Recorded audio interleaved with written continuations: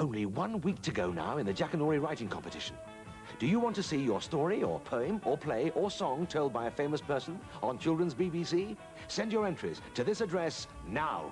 And that's Jackanory Writing Competition, BBC TV Centre, Wood Lane, London, W12 7RJ. That's the address to send your entries to. If you didn't have a pen, there it is again. Hope you can see it. Now you've missed it. Children's BBC continues now. We've got Newsround, don't forget, with part 1 of their reports. But now, droids.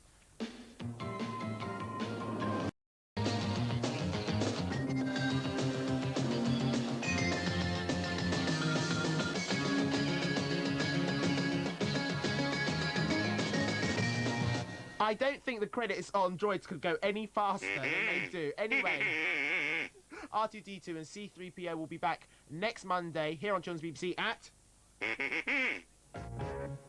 Bad Boys is back on Thursday. Mum, hope you've been behaving yourself.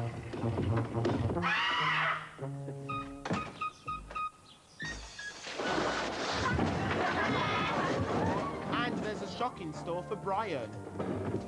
Have you heard? Heard what? The slugs coming back to school. What? When? Tomorrow.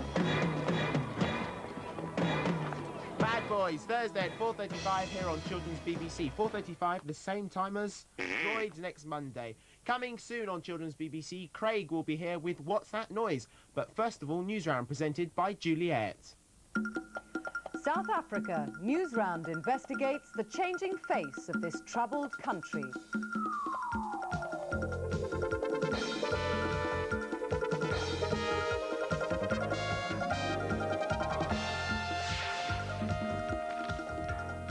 Hello again. We begin with the first of our special reports from South Africa. It's a country in the middle of the biggest upheaval in its history. Apartheid, the law that keeps black and white people apart, is gradually disappearing, and many people think a new South Africa is being born. Tonight, Roger and Terry look into the history of Africa's most divided nation. That's probably one of the best-known views in the world, the famous Table Mountain, looming over the city of Cape Town. Beyond the mountain lies the rest of South Africa, a vast country that's 5 times bigger than Britain. For years, South Africa has been shunned by the rest of the world, for this is the only country where the government forces people to lead different lives according to the colour of their skin. But recently, over the last few months, the government's thinking has begun to change dramatically. Some of the laws that used to mean black people had very little freedom have been relaxed. We've come to South Africa to find out just how far those changes have gone.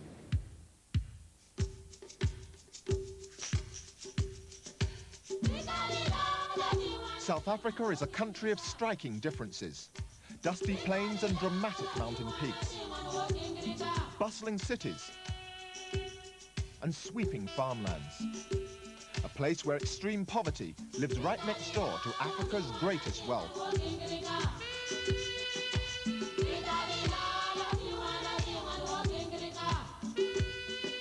For more than 40 years, South Africa's 29 million black, Asian and mixed-race people have been dominated by the country's 6 million whites. Apartheid, invented by the whites-only government, means people of different races are forced to live apart. For many black people, hardship is a way of life. Some of them have tried to fight back, but they've often been punished for their resistance. Over the years, the unfairness and brutality of the apartheid system has caused outrage around the world. But how is it that so few whites came to rule over so many blacks? For thousands of years, the southern part of Africa had been home to many different black tribes. Then, white explorers from Europe discovered the riches of India and opened up a trading route. Ships needed somewhere to stop for food and water. Cape Town was the ideal port. White settlers began to arrive here 340 years ago. The first white people to make their homes around Cape Town came from Holland. They set up farms, and some of them built wonderful houses like this in the Dutch style. This is, in fact, one of the oldest houses in South Africa. The Dutch settlers were known as Afrikaners. They kept themselves separate from the black Africans, though they took some as slaves. Then, 200 years ago, British soldiers invaded and won control of the area. Many Afrikaners couldn't stand British rule, particularly when the British stopped them keeping slaves. In covered wagons like these, 10,000 Afrikaners set out to make new homes hundreds of miles away. Their journey is known as the Great Trek, and it's celebrated in this huge monument. Along the way, the trekkers fought against African tribes who didn't want them on their land. Finally, the Afrikaners found safe places to build their farms. Soon after the trekkers arrived here in this area, something happened that was to change the history of South Africa. A few meters beneath the surface of the hard-baked earth, they discovered riches beyond their wildest dreams. Diamonds, gold, silver, and other precious metals exist in vast quantities. Here they're mining platinum, a metal more valuable than gold. The promise of wealth attracted hundreds of thousands of people. Black tribesmen came to work underground. Many of the mine owners were white people from Britain. As their wealth and power grew, they fell out with the white Afrikaners, who controlled the area. Finally, there was a war between the British and the Afrikaners. It was a savage fight for power. At stake, control over a land of fabulous wealth. Eventually, it was the British forces who won.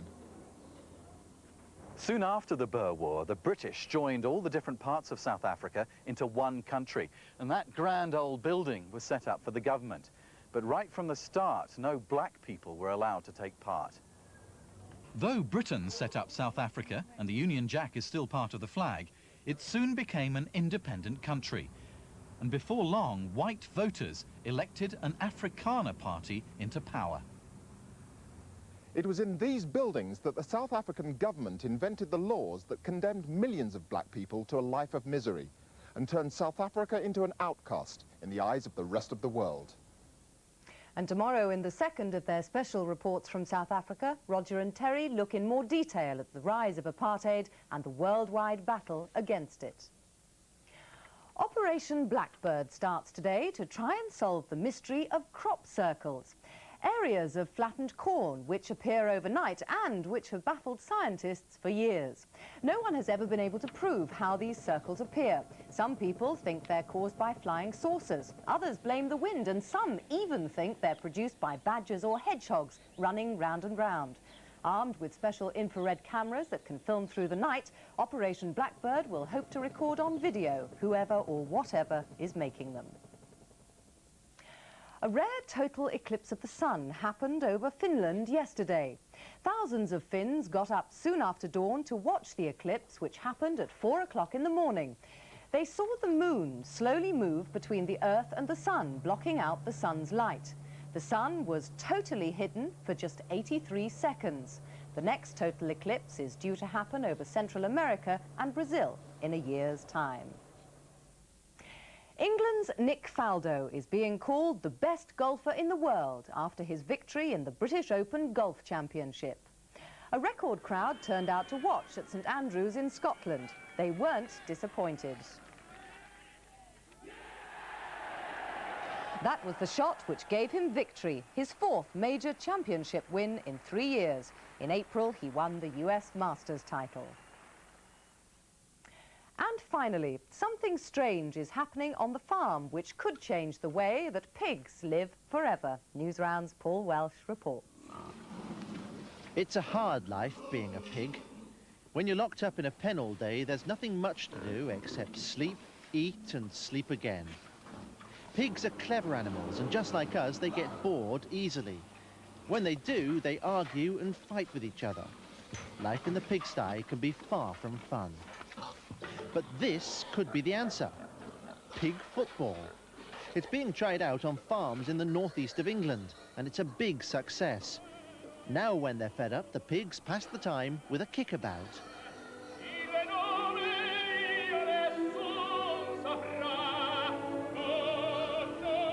But the game's not just a hit with the pigs that play. The others love it too. Pig football was invented in Denmark. The ball's been specially designed for the pigs. It's bright red to attract them, and when they kick it, it rattles too. But some pigs just aren't ready for it yet. These piglets are just 1 day old. Most can hardly walk yet. But you never know, by this time next year, one of them might be the Paul Gascoigne of the pig world. This is Paul Welsh for Newsround in Humberside. Stars in the making there. Well, that's all from Newsround for today. We'll be back at about the same time tomorrow. Until then, bye-bye.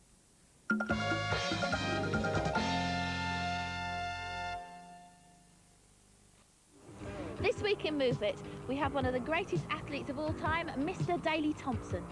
And another who might well become one of the greats, Mr. Colin Jackson, the Olympic high hurdler. And a young racing driver who, at the age of 11, is already being tipped as the next British Formula One champion of the world. And his name is Daniel Weldon. One to watch out for there. And also there's Georgie Hollitt, the gymnast. So looking back at it, we've got a pretty star-studded show, haven't we? Pretty star-studded, as ever. That's Move It on Thursday on Children's BBC. Move it! So make sure you don't miss Scott, Jenny and Georgie. Oh, excuse me, what is that noise? Very good, Wilson, very good. Congratulations. What's that noise? Top line, Wilson. What's that noise? Do you like trombone, saxophone, oboe, cello, trumpet, clarinet, double bass, or bass drum, opera, rock, opera, rock, punk, funk, blues, soul, hip-hop, or rock and roll? What's that noise? You hit C sharp on your own blues harp, and you hit that drum skin, stroke that violin, turn on tuning, learn to play. What's that noise? Because if you don't C sharp, then you might be flat, and being flat is in your piano forte. What's that noise? Got to be fun.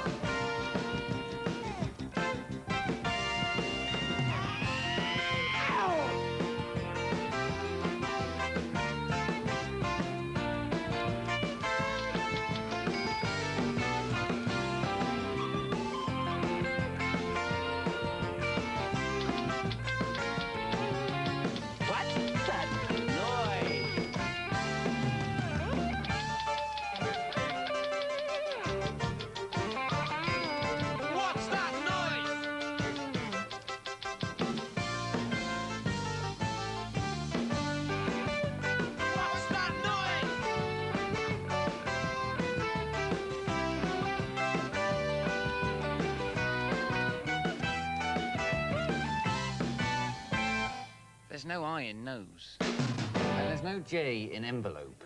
And you put a P in snorkeling here, and that's not working. Morris, hang on 1 minute. This songwriting is not working one bit. You want me to go, then? Right, I'll be over there, then. Just sat down over there if you need me. Good luck with everything.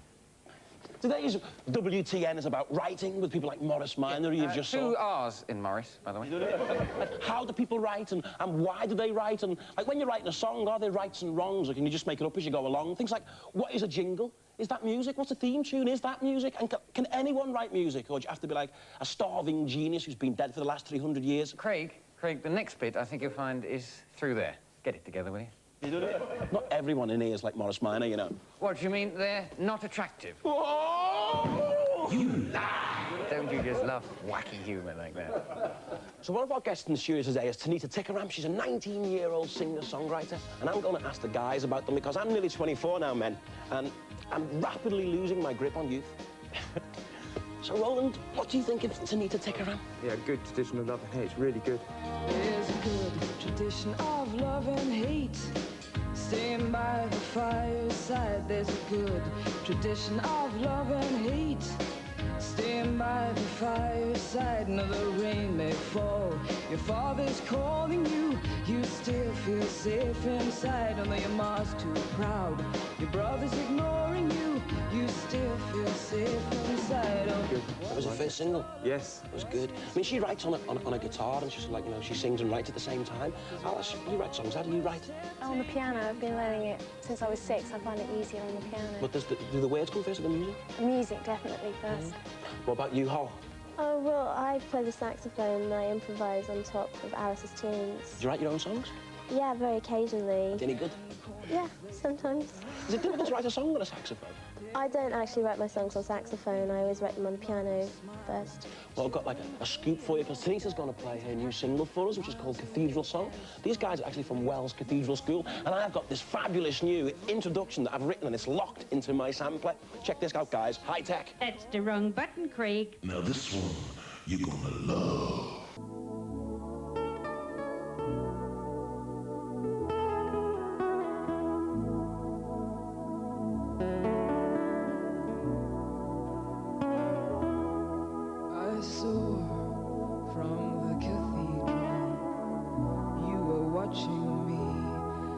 Yes, I saw from the cathedral what I should be. So take my time and take my lies, 'cause all the others, they wanna take my life. And I watch with an intent to be sick. Well, it's the same for you. You hold your hand and it's all fine, we stand. What would you make me do? So take my time and take my lies, 'cause all the others, they wanna take my life. Serious for the winter time, to wrench my soul. Hold cotton, yes, but I know there must be, yes, I know there must be, yes, I know there must be a place to go. You saw me from the cathedral. Well, I'm an ancient heart. Yes, you saw me from the cathedral. And here we are just falling apart. You catch me. I am tired. I want all that you are.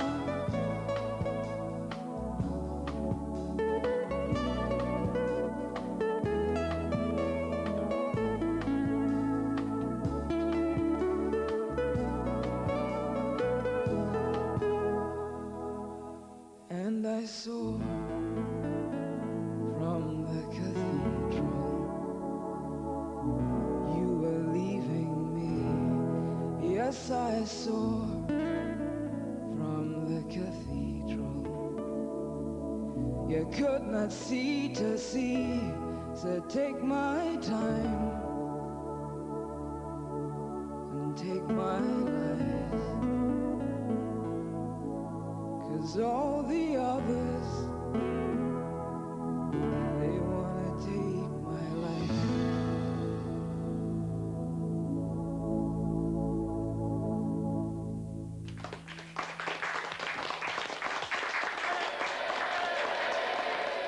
Thank you to Danita and her band. We move on. Yeah, but is it music or is it art?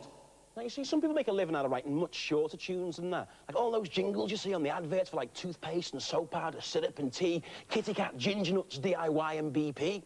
Now, in a minute, I'm going to talk to the man who wrote all of those and many more. But first, here's a little sample of his work. Get the maximum out of life. Get the max.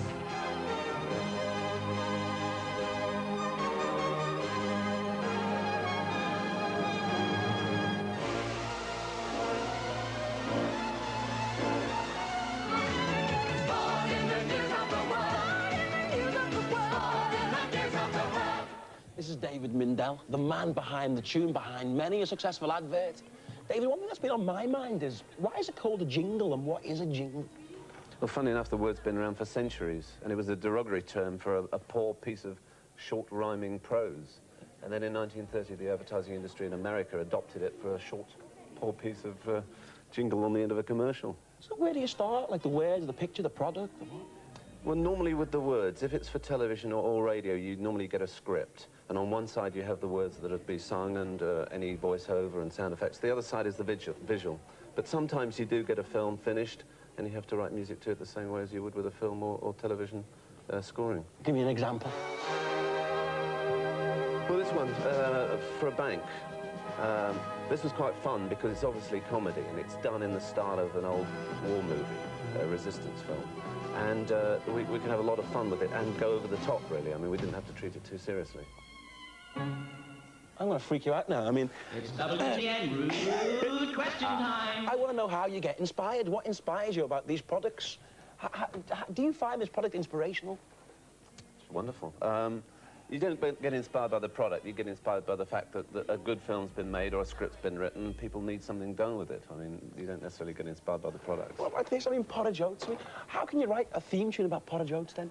I mean... Panic. In panic? Yeah. Well, David, listen.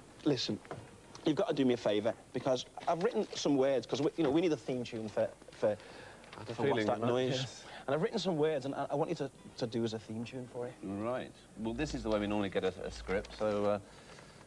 we want it up tempo. Yeah, I was going to say, what tempo. sort of thing you want? So nice and bright. Yeah. And you got, what's that noise, WTN? Yeah. Well, what might be nice is to sample the WTN, Yeah. maybe with you doing it. Defo. Well, listen, the musicians are going to help you in the studio. I've got to get on with the show. I'll see you later. Thanks, David. Now, some people are keen to tell you that this is music and this isn't music. I mean, I think that's a load of rubbish, but, like, rap bands are always being told that their music isn't music. So I went to New York, the home of hip-hop, to speak to the top rap band, Stetsasonics, who've got a new single out called Talk and all that jazz.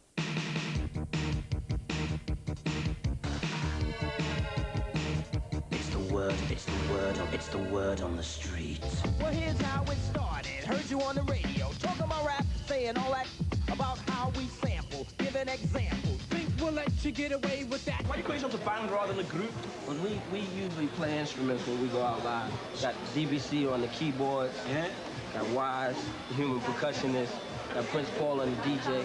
And usually when we go out and do big shows, we even take a live drummer with us. Yeah. Here's a bit of human beatbox.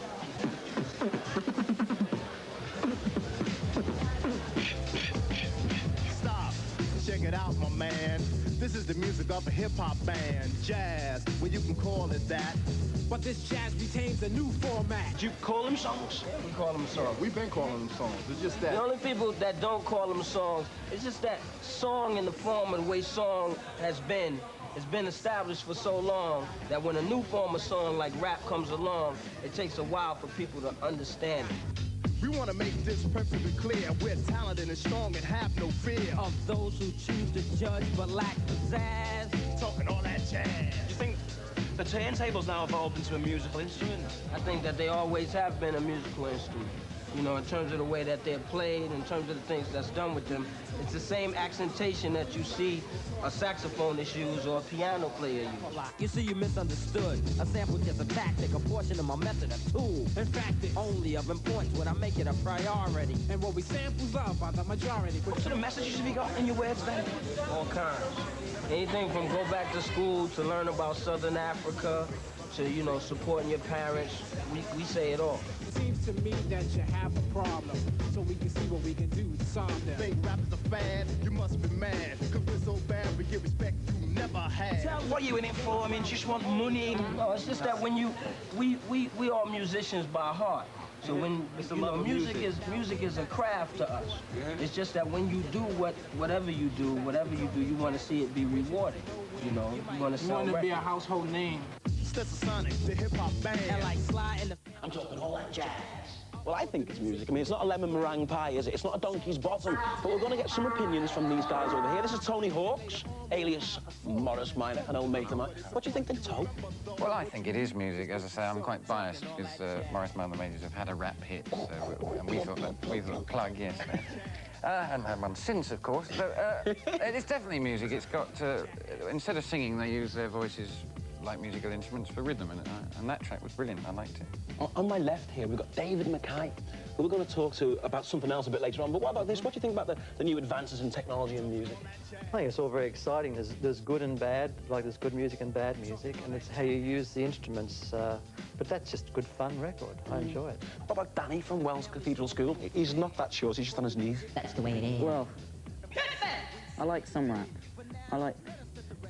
Well, it's kind of, it's rhythm, it's not really music. You don't think it's music? No, it's rhythm. Good. That's 2-1. Russell, are you going to square it up, or is it going to be an outstanding victory? I don't really think that rap's music because they use it, things like turntables, and I don't really think turntables are instruments because there's no skill in playing them. Ooh, outrageous, controversial. We don't know if that's fair. Anyway, no matter what your opinion is, it's certainly different than what's coming up next, because we've got Alice, Holly and Roland, the trio from Wells Cathedral School, and they're going to improvise a piece on piano, drums and saxophone, and it's coming up through the square window with a little bit of help from our bassist, Paul.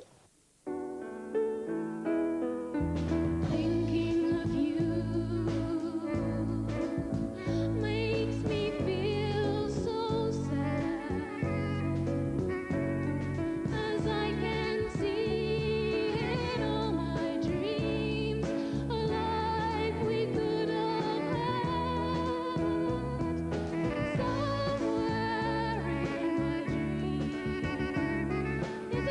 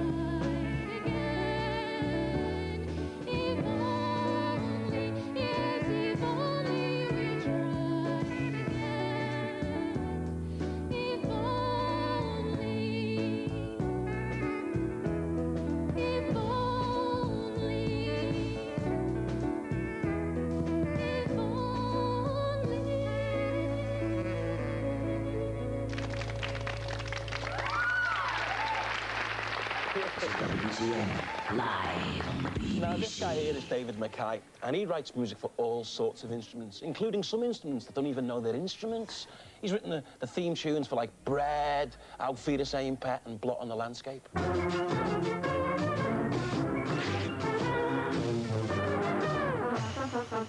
David, who or what was playing that?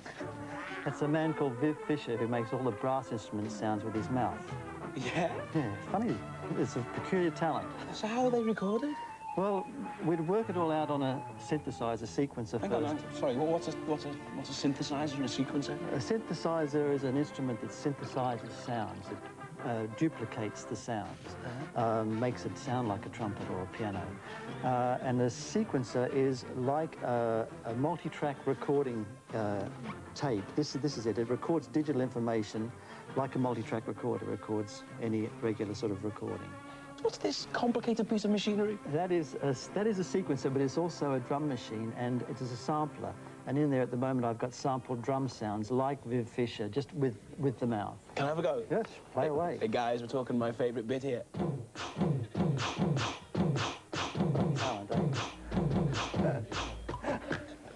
So I mean, what's that used for? Not a lot. No, it's I normally use it as a regular drum machine, but it's that just happened to be something I had to do with voices. It was just done for fun. So tell us about Bread. Well, Bread was done with real conventional instruments and real people singing real songs.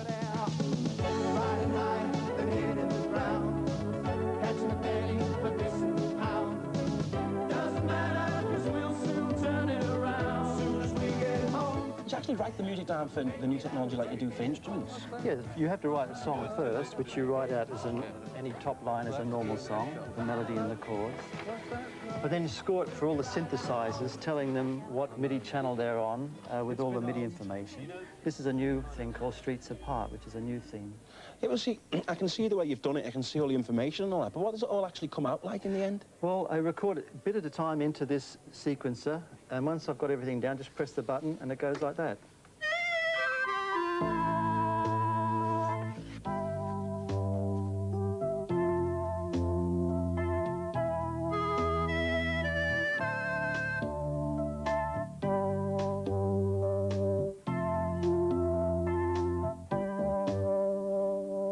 Fascinating, isn't it? What do you think of that? He's a very clever man, Craig. Well, listen, you've got to go and slip into something a bit more cooler, haven't you? A little bit more sexy, I think. Can you pass the phone before you go? Certainly I can. I wouldn't bother ringing me, because I'm out. You're out? Yes. OK, I'm not going to ring you. I was talking about very clever men, you see. I've booked an international calling to my friend Nigel Kennedy, and he's in New York.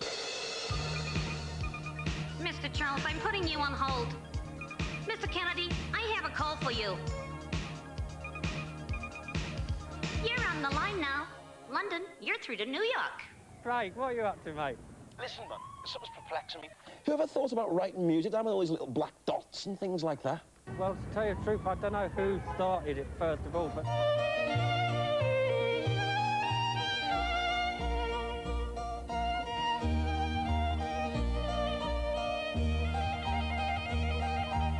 Music was first written pretty much in the Middle Ages. I think they started writing, like, little dots down and stuff, Craig, man. Is it the same all over the world? Yeah, I think, like, as far as classical music is concerned, it's the same all over the world. But, like, for the music of the different people in different parts of the world, it's totally different. You know, like, jazz is written with, like, chord signs, and, like, Chinese music's written in a totally different way. And, like, a lot of music is passed down from heritage to heritage just by ear, you know? Nigel, this is something for you to think about. By the time Mozart was your age, he'd been dead a year and a half. I feel I've been dead for a year and a half, man.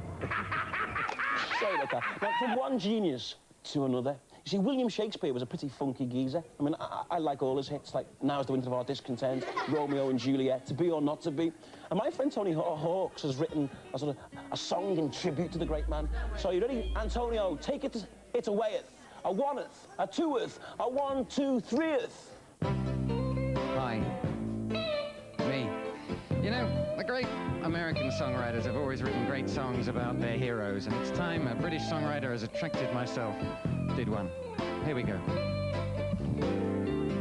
Billy Shakespeare, super guy, who wrote so many plays. All your characters get killed at the end in many tragical, you're always magical, if your language a little hard. Billy Shakespeare, you really were a crazy bard. Oh, you taught us there's more to life than money. That people used to talk in rhyming couplets, and that comedies don't have to be funny. You never got a laugh, but you really were a trier. Billy Shakespeare, super guy, I wish that you were with us still. You could host Wogan now and again, and maybe bring back Pebble Mill. The bard who was immortal, to be and be and be. Billy Shakespeare, from Lear to eternity. He's a crazy dude, that Billy Shakespeare, he really was.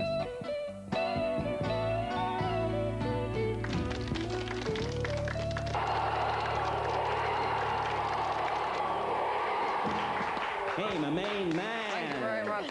You're too kind, all of you. I'm not clapping you, mate. I'm clapping the guitarist, Ken. He was raising a storm there. He was very good. He was It's a pleasure for you to be on the same show as that man. It's a pleasure for me to be on the same show as you, Greggy Poo. You wrote the stutter rap, and you wrote, like, This Is the Chorus. Yes. I mean, how long did it take you to write This Is the Chorus? To begin with, it was quite quick. The tune came quite quickly. This is the chorus, a fabulous chorus. And 30 seconds from now, you're gonna hear it again. Do the words have to be as funny and the music funny as well? Music isn't funny on its own. It needs something to go with it. And dressing up funny also helps. These are what we call comedy sandals in the game. Well, you've obviously got the comedy sandals, and some have said the comedy knees. Comedy knees, I accept that. I accept that. What else about his comedy? Well, without going on to every biological detail about my comedy feature and my makeup, I've got comedy hair today. I thought make it smarmy for that song, and that was for a comedic effect. You know all about comedy. You don't need me to tell you. Sorry, I can't speak to you anymore. Run out of time, We'll run out of studio time, I'm afraid. Damn.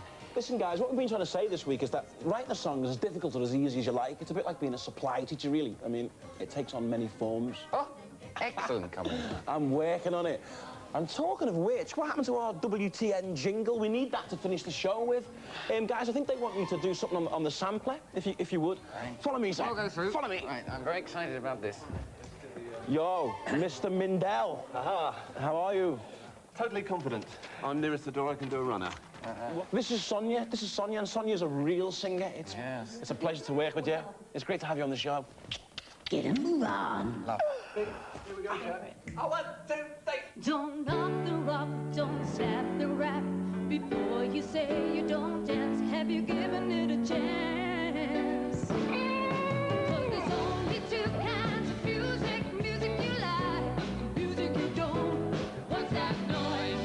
WTN. What's that noise? WTN.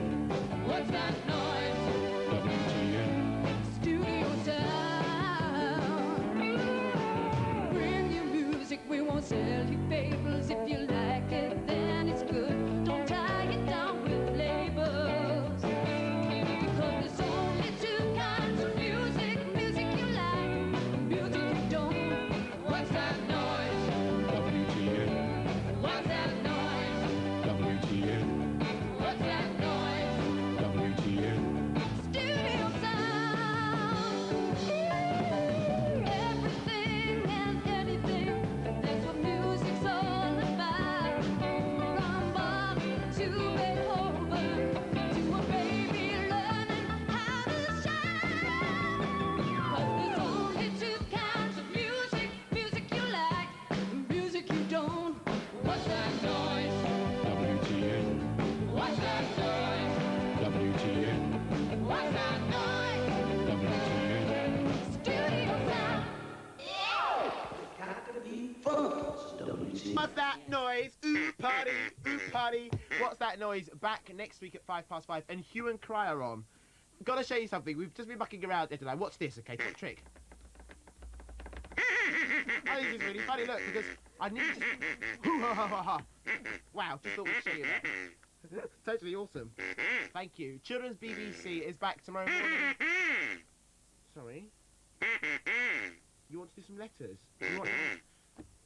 Shall I phone? Who's Simon or... I think Simon Parkin's in the office at the moment. Oh, he takes so long to answer the phone. He's always talking to his mother. Simon, it's me. Look, can you bring down the sack of mail? My sack and Ed's sack. And Wilson's sack. Thanks a lot. All right, bye. As I was saying, Simon there, Children's BBC is back tomorrow morning with BFT. Craig McLaughlin, Henry from Neighbours, is the guest the entire morning tomorrow morning. He's working... Andy, whoa! Hold on there. Hot foot down from that office type place. Submarine, Harvard somewhere. Yeah.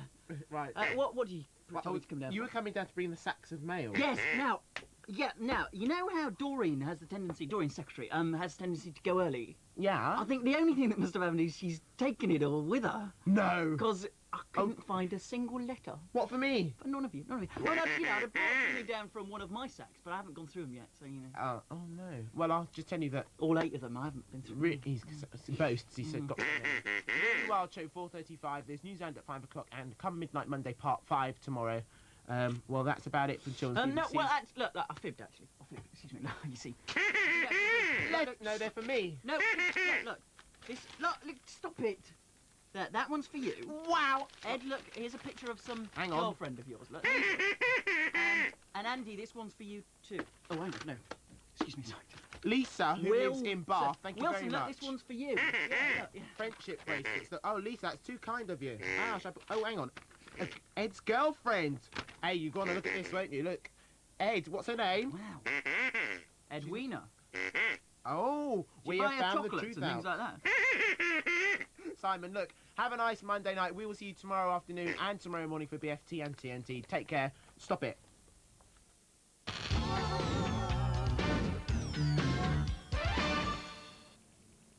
Hello, I'm Jonathan Ross. I'd like you to join me tonight when I stand in for Uncle Tell on The Wogan Show. I've got a great lineup for you. I'm going to be chatting to the world's most successful playwright, Neil Simon. Comedy comes from a great young guy called John Higley, and there's also my very, very special guest, Craig McLaughlin. How are you, mate? G'day.